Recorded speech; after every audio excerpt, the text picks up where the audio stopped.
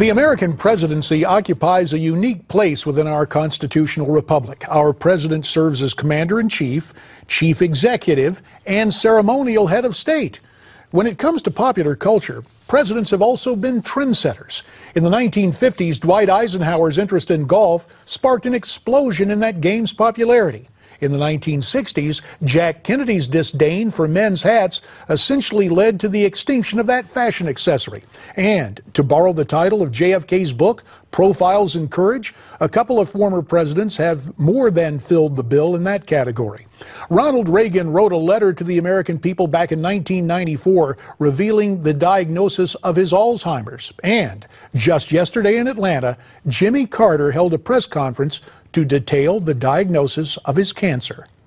Well, at first I felt that it was confined to my liver and that the operation had completely removed it, so I had quite relieved. And then that same afternoon, we had an MRI of my head and neck, and it showed up that it was already in 4 places in my brain. So I would say that night and the next day until I came back up to Emory, I just thought I had a few weeks left. But I was surprisingly at ease.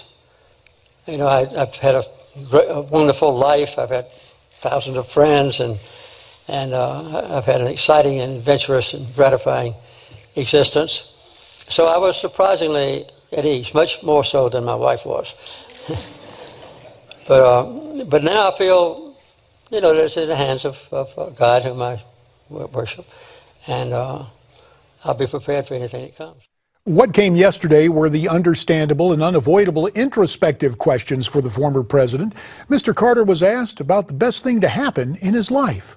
Well, the best thing I ever did was marrying Rosalind. That's the pinnacle of my life. And we've had 69 years together, still together. President Carter brought together Egypt and Israel, brokering what became known as the Camp David Accords.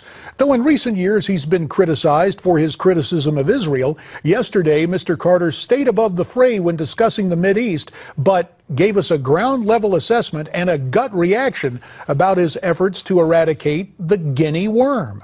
Peace for Israel and its neighbors. That's been the top priority for my foreign policy projects for the last 30 years. As far as the Carter Center is concerned, I would like to see guinea worm completely eradicated before I die. I'd like for the last guinea worm to die before I do.